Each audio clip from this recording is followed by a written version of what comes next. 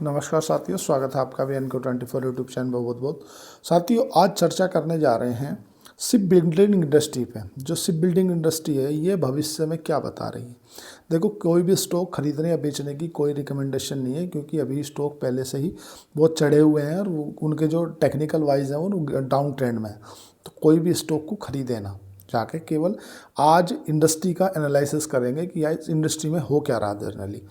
देखो, प्रति साल की अगर बात करोगे तो 5,000 के आसपास में शिप जो है वो मैन्युफैक्चरिंग होते हैं पूरे विश्व के अंदर, जिसमें कार्गो शिप हैं, बल्क कैरियर है, या तुम्हारा वार शिप है, या जितने भी कंटेनर शिप हैं, ऑयल और गैस एनर्जी ले जाने वाले शिप हैं, जितने भी शिप हैं टोटल अगर आप उनको काउंटिंग करोगे ना तो विश्व के अंदर टोटल 5,000 शिप जो हैं वो मैन्युफैक्चरिंग होते हैं। ठीक है, और इसकी डिमांड बनी हुई है। अभी इसकी डिमांड क्यों बनी हुई है उसके ऊपर भी चर्चा करेंगे। और इन 5,000 शिपों को ज़्यादातर बनाने में 3 ही देशों का रोल है। पहला है चाइना।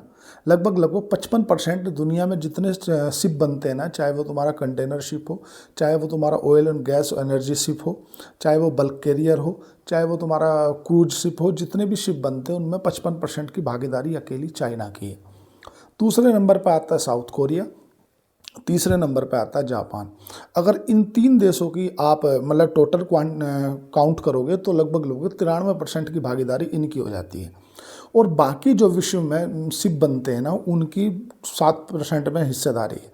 तो हम कहाँ खड़े हैं, हमारी हालत तो बहुत ख़राब है, उस पर चर्चा करेंगे। देखो क्या है कि हम इस इंडस्ट्री में बहुत पिछड़ गए, शिप बिल्डिंग इंडस्ट्री में बहुत पिछड़ गए, और इतने पिछड़ गए जिसको अभी भारत ने मतलब इस पे एडिशनल फंड डाल के सरकार ने ये बोला कि हम ये चाहते हैं कि आने वाले 2030 तक, मतलब 25 चल रहा, 25 तो ख़त्म हो गया, 5 सालों में अपनी कैपेसिटी को 5 गुना करें। क्योंकि चाइना इतने शिप बना रहा है, उन शिपों की डिमांड ही पूरी नहीं हो पा रही। क्यों ऐसा हुआ, क्यों, उसके पीछे फैक्ट क्या है और तथ्य क्या है, क्या ऐसा भविष्य में हो सकता है। देखो क्या है, शिप जो है ना वो हर 20 साल में या 25 साल के अंदर अंदर आपको उसे रिप्लेस करना होता है। क्योंकि शिप जो है ना 20 से 25 साल की उसकी उम्र होती है, क्योंकि समुद्र का जो पानी होता है वो ऑलरेडी खारा होता है। खारा होने के चलते वो मतलब उसकी लाइफ ही उतनी रहती है, ऐसा मान लो आप तो। और अभी जो शिप है ना वो नई टेक्नोलॉजी पे आ रहे हैं। वर्ष 2000 जितने भी अभी भारत से या कहीं भी जितने कार्गो शिप चल रहे हैं समुद्र के अंदर, क्योंकि जितना भी अगर आप विश्व का व्यापार देखोगे तो 80% व्यापार जो है वो पानी के जहाज से होता है। आप ऐसा नहीं है कि अगर आपको यहाँ से सपोज करो 10 टन माल भेजना है तो आप हवाई जहाज़ से नहीं भेज सकते, क्योंकि अगर आप हवाई जहाज़ से भेजोगे तो आपकी कॉस्ट आ जाएगी बहुत ज़्यादा। तो उस कंडीशन में क्या है, ज़्यादातर जो व्यापार होता है वो पानी के जहाज़ से होता है। और पानी के जहाज़ से व्यापार होने के चलते जो अधिकतर शिप है ना वो है 10 से 15-20 साल पुराने। तो एक तो वो रिप्लेसमेंट की स्थिति में आए हुए हैं, भाई उन्हें करना रिप्लेस, पहली बात तो ये होगी। दूसरा, रिप्लेस होने के बाद में आपने देखा होगा जब हमास और इजराइल का कन्फ्लिक्ट बढ़ा था, तो उस कन्फ्लिक्ट बढ़ने में हूती समुदाय जो कि हमास को सपोर्ट कर रहा था, उसने शिपों के ऊपर हमले करने चालू कर दिए थे। और जब उसने हमले चालू कर दिए थे उससे हुआ क्या, उससे ये हुआ उन शिपों का, उन जहाज़ों का जो रूट है ना वो डाइवर्ट करना पड़ा। और डाइवर्ट करना पड़ा तो जो शिप है ना वो लंबे दूरी से होकर जाने लगे। और जब वो लंबी दूरी से होकर जाने लगे तो उस कंडीशन में हुआ क्या, उस कंडीशन में ये हुआ कि शिपों की शॉर्टेज होने लगी। भाई ये ऐसा समझो, मैं आपको बिल्कुल लेमन लैंग्वेज में समझा रहा हूँ। भाई एक गाड़ी दिल्ली से मेरठ जा रही है ना, अब वो दिल्ली से मेरठ जा रही है, लेकिन वही गाड़ी अब डायरेक्ट ना जाके वो पीछे होते हुए मुरादाबाद होते हुए अलीगढ़ होते हुए आ रही है। तो अब ऐसी कंडीशन में शिपों की क्वांटिटी बढ़ानी पड़ेगी आपको। लेकिन शिप कोई ऐसी चीज़ तो है नहीं कि जो मैगी है आपने डाली घोली और दे दी। मतलब शिप को बनाने के अंदर अंदर मतलब 3 साल का समय लगता है और डिलीवर्ड करने में 5 साल का समय लगता है। आपको जानकर आश्चर्य होगा कि वर्ष 2030 तक जितनी भी चाइना की बड़ी कंपनियां हैं, या तुम्हारा साउथ कोरिया की बड़ी कंपनियां हैं, या जापान की बड़ी कंपनियां हैं जो शिप बनाती हैं ना, वो बुक हैं, मतलब ऑलरेडी पहले ही बुक हैं कि भैया हम ऑर्डर ही नहीं पकड़ रहे। वो ऑर्डर इसलिए नहीं पकड़ रहे क्योंकि कोई ऐसा तो है नहीं कि आपने बोला हमें एक बल्क कैरियर दे दो, हमें एक कार्गो शिप दे दो, या हमें एक वार शिप दे दो, या हमें एक मतलब INS विक्रांत जैसा शिप दे दो। तो उन्होंने बोला ठीक है हम 2 घंटे में कपड़े हैं सिल के तुम्हारे मार्ग तय दे देंगे। शिप बनने में, क्योंकि शिप की जो आप लंबाई चौड़ाई देखोगे तो एक गाँव के बराबर होती है। अब उसे बनाना, फिर उसमें क्योंकि एक बार में एक ही शिप कंप्लीट होगा, फिर उसके बाद अगला शिप कंप्लीट होगा। आपको जान के आश्चर्य होगा कि जो तुम्हारे उपराष्ट्रपति हैं अमेरिका के, उन्होंने ये कहा अभी कि एक चाइना की एक कंपनी ने पिछले 1 साल में इतने शिप बना डाले पानी के, जितने कि अमेरिका ने वर्ल्ड वार 2 के बाद अब तक नहीं बनाए। आप सोच लो, इसी चीज़ की जलन रखते हुए अमेरिका ने जो भी चाइना के शिप बने हुए हैं, चाहे वो कंपनी भारत की हो, चाहे वो दक्षिण को मतलब किसी भी देश का जहाज़ हो, बट वो बना हुआ कहाँ, चाइना का। अगर वो चाइना का बना हुआ जहाज़ है तो उस पर 2% एडिशनल फीस लगाने की भी घोषणा कर दी थी अमेरिका ने। क्यों करी थी? वो इसीलिए करी थी जिसके चलते उसे अमेरिका को बार बार यह कर रहा था कि यार इतने जहाज़ इतने बल्क में, ये तो बहुत बड़ी बात हो गई। थोड़ा समय गया, भारत पे भी नज़र डाल दूँ ताकि तुम्हारे मन में ये हो जाए कि यार भारत कहाँ खड़ा है। मन में ये ना आए कि यार भारत कहाँ खड़ा है, जब इतने शिप सबने बना दिए तो हम कहाँ रह गए। बताऊंगा, धीरज रखो। भारत में टोटल अगर आप बात करोगे ना कि जो कॉमर्शियल शिप है ना, वो भारत 60 से 70 शिप जो है पर साल बनाता है। हाँ जी, और डिमांड कितनी है? 5000 शिप की, हम बना रहे 60 से 70। 30 से 40 शिप ऐसे हैं जो हम कोस्ट गार्ड और जो है तुम्हारा फोर्सेस वगैरह के लिए जो बनाते हैं, तो वो 30 से 40 शिप बनाते हैं। और लगभग 40 से 50 शिप ऐसे हैं जो हमारा लैंड वर्क्स के लिए या कैरियर टाइप के बनाते हैं। ऑल ओवर हम अगर देखें तो 140 से लेकर 160 के आसपास एक साल में भारत शिप बनाता है। हाँ, अब हम सोचे कि और बहुत बड़ा 160 बना दिया। भाई साहब, भारत की जो डिमांड है ना, यहाँ आपकी बुद्धि खुलेगी। भारत की जो एक साल की इन शिपों की डिमांड है ना, वो लगभग 220 से 250 है। हाँ जी, जितनी भारत को आवश्यकता है, भारत उतने भी शिप नहीं बना रहा। ज़्यादातर उसका परिणाम क्या होता है? चाहे तो हमें जापान से खरीदना पड़े, चाहे साउथ कोरिया से खरीदना पड़े, चाहे चाइना से खरीदना पड़े, क्योंकि हमारी ये जो इतनी कंपनी बना, 4 कंपनी है भाई साहब, मजगांव डोक है, गार्डन रिच शिपयार्ड है, कोचिन शिपयार्ड है, हाँ जी, LNT जैसी कंपनी का भी एक मर्जर है। ऐसे करके 4-6 कंपनी है बड़ी बड़ी। तुम सोचो कि एक ही कंपनी ने बना दिए। हम पूरे मतलब अगर साल की बात करो, पूरी साल लगा कर मेहनत करें, अच्छा करेंगे तो 160 शिप बना पाएंगे। अब बताओ कि हम मैन्युफैक्चरिंग करके हम दूसरे देशों को शिप बेचें कहाँ से? बेचेंगे तो तब हमारे अपने खुद का काम चले। ऐसा समझो, मतलब आपकी घर में 4 औरतें हैं, आपके घर में 8 आदमी खाना खाने वाले हैं। वे 4 औरतें कितनी रोटी बना के धर रही हैं? वे 10 रोटी बना रही हैं, और वे खाते 16 हैं। वे 8 आदमी 2-2 रोटी खाएंगे, 16 खाएंगे, तो भी उन्हें 6 रोटी बाहर से लेनी पड़ रही हैं कि यार बाहर से ले लो जब तो अपना काम चले। तो हम तो ऐसी स्थिति में खड़े हैं। आप समझ गए भारत कितने पीछे है। अगर यहाँ से भारत 4 गुना 5 गुना भी अपनी डिमांड को इंक्रीज़ करे ना, कि हम कितने बना रहे हैं, मतलब ये मान के चलो मोटा 170, हाई अगर टॉप पे भी काम करोगे 160 मान लो, तो 16 दूनी 32, 16 तिया 48, 500 शिप जब हम कुछ दूसरे को एक्सपोर्ट कर पाएंगे। तो डिमांड समझ में आई क्यों आ रही है इस इंडस्ट्री में। डिमांड के पीछे फैक्टर समझ में आ गया। और इसके पीछे सरकार की मंशा क्या है? सरकार चाह रही है कि हम इतने तो एटलीस्ट बना ही लें कि हम अपने के बाद कुछ बेच दें। भाई जैसे अब सपोज करो जिसने 2005 में लिया था शिप, अब उसका 2025 में रिटायर होने वाला है, तो समुंदर है, समुंदर में कोई ऐसा तो है नहीं कि चल एक काम करिए, तेरी गाड़ी ख़राब होगी तो नीचे तार ले और खड़ी कर ले, टायर लगा ले, दूसरा बुला ले, फ़ोन लगा कर, हाँ भैया यार गाड़ी का टायर पंचर हो गया, आजा। ऐसा हो सकता है?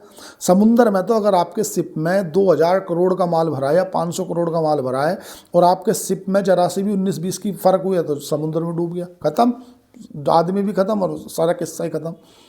तो ज़्यादातर बड़ी कंपनियां रिस्क नहीं लेना चाहती इस मामले में। बोला नहीं, बिल्कुल रिस्क नहीं चाहिए। मतलब अगर शिप में जरा सी भी 19-20 हुई तो वे तत्काल दूसरा बोले नहीं इसको हटाओ, दूसरा लो। कभी तुमने सुना है कि मतलब शिप का मेंटेनेंस का कारण फलाना शिप डूब गया? समुद्र के अंदर इतनी ऊंची ऊंची लहरें होती हैं, ऐसे ऐसी चीज़ें होती हैं कि वो उससे ही लड़ ले उतना ही काफ़ी है। माने अगर आपको किसी पहाड़ी पर चढ़ना है, आप पहाड़ी पे चढ़ रहे हो, पहाड़ी की ऊंचाई इतनी है आपको मैं गाड़ी के माध्यम से समझा रहा हूँ कि वहाँ आपकी नई और बिल्कुल टॉप गाड़ी है, वही चढ़ जाए तो बहुत बड़ी गनीमत समझो। और वहाँ आप ऐसी गाड़ी ले जा रहे हो जो चलती चलती का गियर फेल हो जाता है। मतलब वो आपने गियर मारा और कर कर कर कर कर चढ़ी, पता चलो गियर न्यूट्रल हो गया। ऐसी गाड़ी ले जाना पसंद करोगे? नहीं ले जाओगे। जाहिर सी बात है, क्यों नहीं ले जाओगे? उसके पीछे वजह ये है कि तुम रिस्क नहीं लेना चाहते। क्यों? क्योंकि तुम्हें पता चले मैं गाड़ी ले जा रखी ऊपर पोप पे पहुंच गया, इतने में गाड़ी का गियर फेल हो गया, न्यूट्रल होगी, क्लच ना काम करना बंद कर दे, गाड़ी नाम नीचे। तो ऐसे ही जो बड़ी बड़ी कंपनियां होती हैं ना, वो नई टेक्नोलॉजी पे विश्वास करती हैं। भाई पहली बात तो जो पुराने शिप है ना, वो पुरानी एफिशिएंसी पे चल रहे हैं, पुरानी टेक्नोलॉजी पे चल रहे हैं। तो उससे क्या है कि वो एक तो डीजे मतलब जो फ्यूल है वो ज़्यादा कंजप्ट कर रहे हैं, उनकी स्पीड उतनी नहीं है। तो इसीलिए नई नई तरफ वो अपना ध्यान दे रहे हैं कि नई नई शिपों में ध्यान दो, नई टेक्नोलॉजी है उसमें। भाई जो 2000 में कोई शिप बनाए, आप बताओ ना, आप 2000 मॉडल की बोलेरो चलाना पसंद करोगे या 2025 की स्कॉर्पियो चलाना पसंद करोगे? मैं जाहिर सी बात है आप स्कॉर्पियो लोगे, कारण कि फ्यूल कंजप्शन कम है, पावर स्टीयरिंग है, चारों तरफ से तुम्हारे एयर बैग है, उसके पीछे ये भी तो वजह है ना। तो कई चीज़ें हो गई। तो एक तो क्या पुराने जो शिप है ना, वे आ रहे हैं मेंटेनेंस में कि वो ख़त्म करके स्क्रैप करके और नए शिप बने। तो इस इंडस्ट्री के अंदर क्या है, डिमांड बढ़ रही है, मांग बढ़ रही है।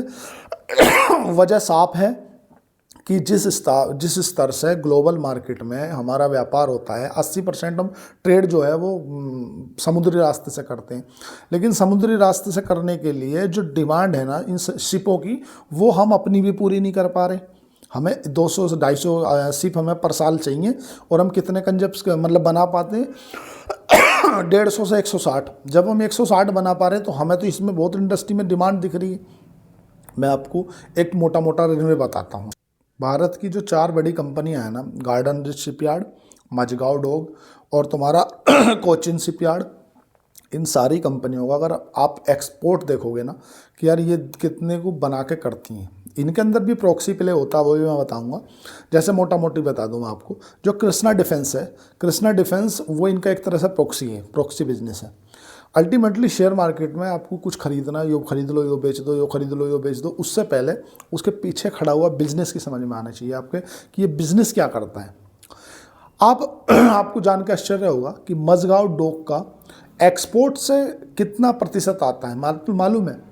पहले 0 लगाओ, उसके बाद दशमलव लगाओ, फिर 16, मतलब 0.16% जो है वो हमारा एक्सपोर्ट से आता है। कॉल आ गया था एक। तो जो तुम्हारा गार्डन रिच शिपयार्ड है उसका कितने प्रतिशत आता है भाई साहब? उसका 1.31% जो है वो एक्सपोर्ट से आता है। हाँ जी। मझगांव डॉक का कितना है? 0.16% एक्सपोर्ट, क्योंकि हम अपने लिए ही नहीं बना रहे, एक्सपोर्ट क्या करोगे? इसमें कोचिन शिपयार्ड का थोड़ा सा ज़्यादा है, 6.35% है वो भी, लेकिन वो ज़्यादा नहीं है, कोई ज़्यादा नहीं है। क्यों नहीं है? क्योंकि उसके दूसरी कंपनियों के साथ में जॉइंट वेंचर्स हैं। अब अगर आपको कहीं शिपिंग इंडस्ट्री के अंदर पैसा लगाना है या शिपिंग इंडस्ट्री में विचार करना है तो किस में लगाया जाए, कहाँ देखा जाए? देखो, क्या प्राइवेट कंपनी जो होती है ना, उनके अंदर जो डिसीजन कैपेबिलिटी होती है वो ज़्यादा होती है। जैसे मान लो मैं एक प्राइवेट हूँ, मुझे किसी कंपनी के साथ में पार्टनरशिप करनी है, तो मेरे ऊपर लिमिटेशन नहीं है। ऐसे ही अगर आप सरकारी कंपनी के साथ जाओगे तो सरकारी कंपनी में थोड़ा सा ऑर्डर तो ज़्यादा मिल जाते हैं, बट लिमिटेशन है। भाई लिमिटेशन है, वो वहाँ जाएगा फाइल, वहाँ किसी ने कोई अटका दिया तो मामला अटक गया, यहाँ अटक गया, वहाँ अटक गया, तो ये सरक का काम होता है। लेकिन अगर प्राइवेट इंडस्ट्री की बात करोगे, प्राइवेट कंपनियों की बात करोगे तो वो ज़्यादा है। अगर आप मतलब गार्डन रिच शिपयार्ड की कौन कॉल पढ़ोगे या कौन कॉल में उनका सुनोगे मैनेजमेंट को, या उनकी आप जो पीपीटी है, जो प्रेजेंटेशन दे रखी है उन्होंने, उसमें जाकर देखोगे तो इनके कितने, जो इटली की कंपनी है या तुम्हारा जर्मनी की कंपनी है या जो बाहर की यूरोपियन कंपनी है, उनके साथ में जॉइंट वेंचर्स हो रखे हैं।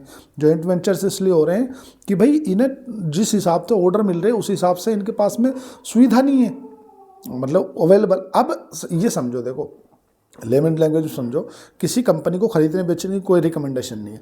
आपने एक बात नोट करी कि गार्डन रिच शिपयार्ड अब से 3 महीने के अंदर अंदर डबल हो गया, मतलब 1500 के या 1200 के आसपास चल रहा था, और 1200 से वो जो भागा तो 3500 हो गया।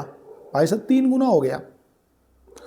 गार्डन रिच शिपयार्ड कंपनी का जो शेयर है वो 3 गुना हो गया। कैसे हो गया भाई? उसके पीछे बिजनेस खड़ा था।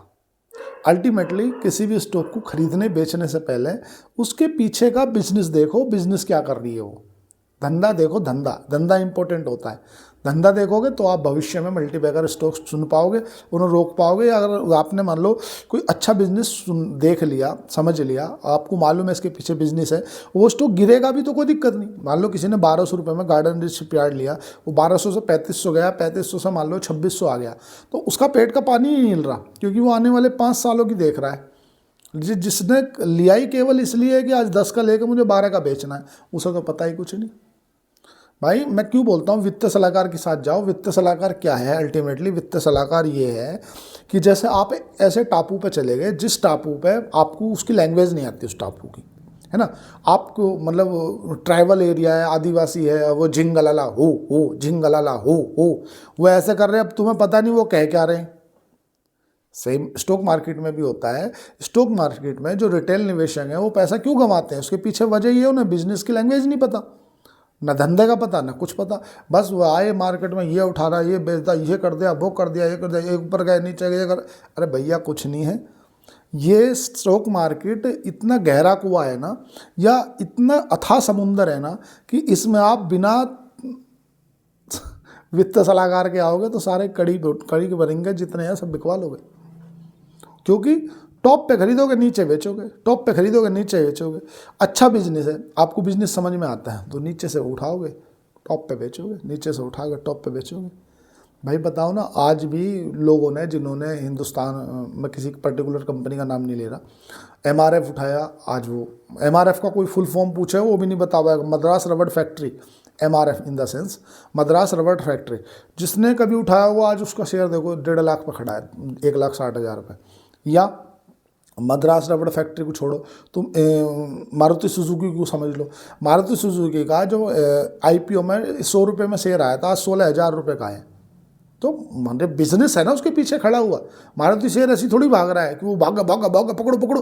पर भैया धंधा देखो, धंधा एज द इम्पोर्टेंट होता है धंधा। हर चीज़ के पीछे एक इम्पोर्टेंट धंधा खड़ा होता है। चलो कॉन्फ्लिक्ट आगे आते हैं। अच्छा, चाइना शिप बिल्डिंग का बादशाह बना क्यों, या इसके पीछे का फैक्ट क्या रहा? देखो, चाइना जो शिप बिल्डिंग का बादशाह बनाना, उसके पीछे वजह है उसकी अपनी कंपनियों को बहुत चीप वैल्यू पे फाइनेंसिंग कॉस्ट देना। जापान ने भी अपनी कंपनियों को जो फाइनेंस की कॉस्ट दी है और वो कम लेवल पे दी है, क्योंकि देखो क्या है ना, इसके अंदर एक एंट्री बैरियर है, या इसके अंदर जो कैपिटल कॉस्ट है ना वो बहुत ज़्यादा है। कैपिटल कॉस्ट इसलिए ज़्यादा है कि अगर आपको कोई जहाज़ बनाना है, मान लो तुम्हारे पास में, मैं उदाहरण से बता रहा हूँ, 2 जहाज़ का ऑर्डर आया। एक जहाज़ को कंप्लीट करने में मान लो तुम्हें 2 साल का समय लग रहा है। अब वो जहाज़ तुम्हारे 6 साल में कंप्लीट होंगे, तो 6 साल तक कंटिन्यू आपको अपनी लेबर को पेमेंट देना, कैपिटल कॉस्ट है। और 6 साल तक रेगुलर इलेक्ट्रिसिटी कॉस्ट है, तुम्हारी मशीनरी जो चल रही है उनकी कॉस्ट है, अन्य जो कॉस्ट हैं वो भी हैं। तो इसमें ना वर्किंग कैपिटल बहुत ज़्यादा हो जाता है। वर्किंग कैपिटल का मतलब ये है, जो पैसा आपने उस धंधे में लगाया है ना, वो ज़्यादा दिन तक फंसा रहता है और फिर इकट्ठा आता है। ऐसा तो नहीं है ना कि भैया एक काम कर, तुम हमें एक जहाज़ देना, कितने करोड़ का? बोले 10,000 करोड़ का है। बोले ये ले 10,000 करोड़, कर ले काम। भाई पहले कंपनियों को फाइनेंस की आवश्यकता पड़ती है, और फाइनेंस चाहिए चीप, कम रेंज में। हमारे यहाँ मैं मान लो अपने किसी दोस्त से बोलूँ कि एक काम कर, तू मुझे 1 करोड़ रुपया दे दे और तू 2 साल बाद ले लिए मेरे से। उन्होंने कहा कि पैसे बता, ब्याज है। यहाँ तो कोई 10,000 रुपये भी अगर किसी को देता है तो वो शाम को बोलता है क्या % का लगा होगा वो ब्याज है भाई। अरे वैसे तो 5 का चल रहा, पर तू 4 का दे दिए। मतलब वो महीने में 4 रुपये की उम्मीद कर रहा है उससे, 12 चौक 48। वो ये सोच रहा है कि 10,000 रुपये पे मुझे 4800 रुपये का ब्याज आ जा। अब इन्हें तो लगाना ही 10,000 करोड़ रुपये, भाई ये कहाँ से चला लेंगे? तो सरकार को इस तरफ ध्यान देना चाहिए। सरकार को शिप बिल्डिंग की तरफ जो कैपिटल कॉस्ट है उसको लेकर के कहीं ना कहीं बैंकों से मिलके या वित्त मंत्रालय से मिलके इनको एक जो फंड है ना वो प्रोवाइड करना चाहिए, जिससे ये अपनी जो कैपेसिटी है ना उसको एक्सपेंड कर सकें। हालांकि शिप बिल्डिंग के अंदर सरकार पैसा डाल रही है, लेकिन वो इनफ नहीं है। भाई सबसे पहले तो आप समझो ना कि अगर आपको जहाज़ बनाना है तो जहाज़ बनाने के लिए आपको एक बहुत बड़े लैंड की आवश्यकता होगी, और वो भी समुद्र के तट के किनारे चाहिए। ऐसा तो नहीं कि गांव के बीच में लाकर धड़ थोड़ा थोड़ी मचा दोगे, बोले समुद्र जहाज़ बना दो, फिर सिर पर धर के ले जाओगे। भाई जहाज़ बनने के बाद वो इतना तो लंबा चौड़ा रहता है कि वो रोड पर तो आएगा ही नहीं।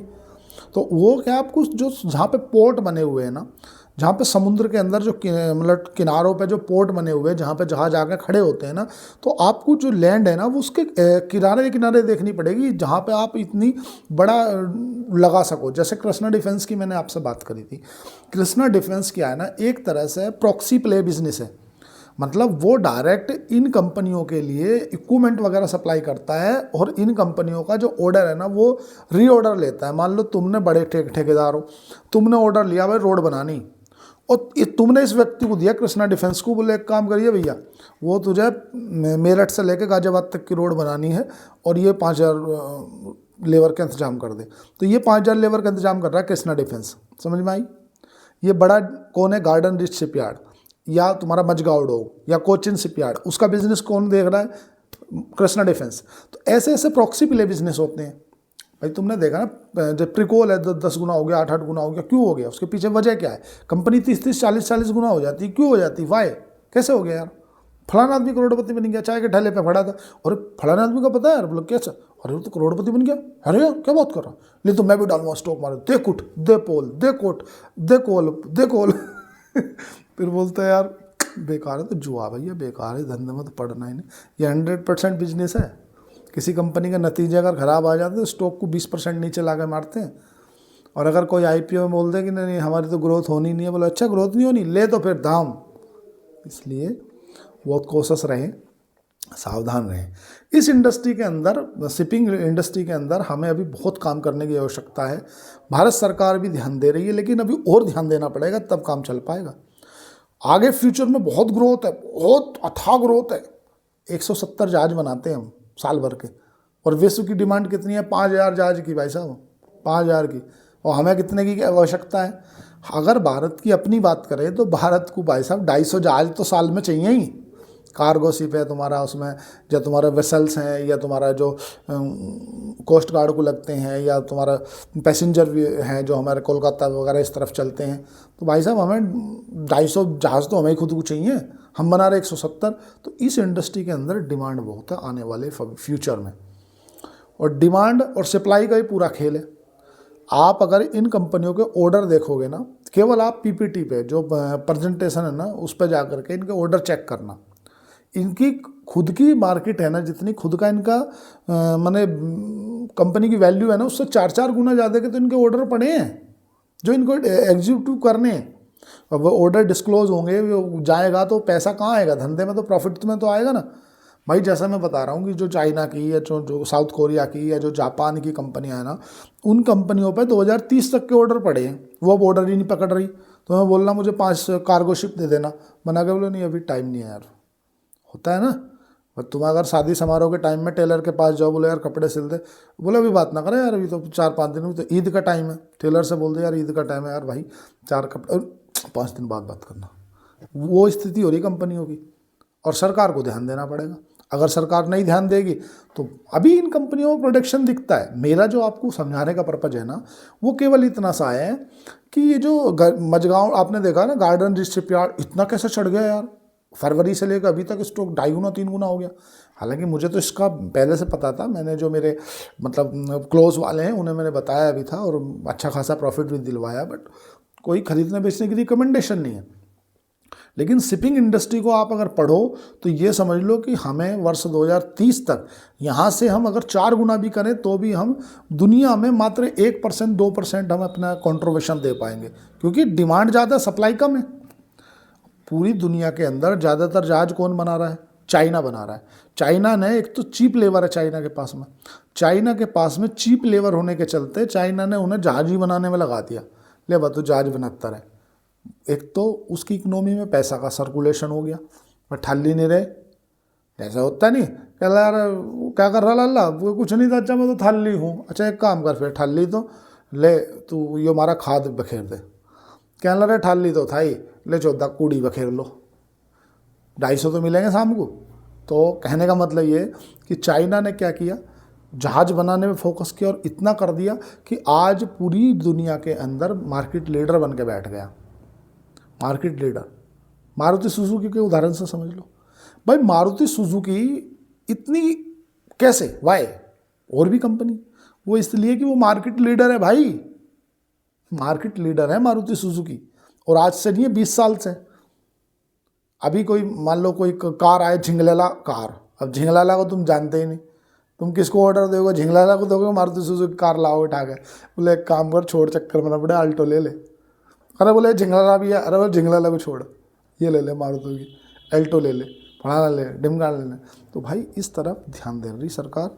और फ्यूचर में जब भी आपको मतलब कोई बिज़नेस समझ में आ जाए, बिज़नेस अगर आपके समझ में आ रहा है तो फ्यूचर में आप पैसा बना लोगे। फ्यूचर में पैसा कैसे बनता है? ऐसे ही तो बनता है कि आपको अच्छा बिज़नेस समझ में आना चाहिए, और उसका मतलब आप एनालिसिस कर लो कि भैया अच्छी, इसको अच्छी वैल्यूएशन पे मिल रहा है, और फ्यूचर में अगर आपकी ये पी है, इसकी ये ग्रोथ है। भाई मैं जो आपसे बता रहा था ना TPG है, मैं जो उस थीम क्या है, TP थीम, मतलब थीम क्या है इसकी, शिप बिल्डिंग, P मतलब उसका कंपनी का जो ग्रोथ वगैरह क्या है, P रेशो क्या है, प्राइस क्या है, प्रमोटर क्या है। तो जो मैं कल TGBA पे काम कर रहा था ना, theme, growth, price to value, book value और तुम्हारा प्रमोटर, वो सब उन चीज़ों को फोकस करो। लेकिन अभी जो शिप बिल्डिंग को लेकर के आप देखोगे तो सरकार बहुत ध्यान दे रही है।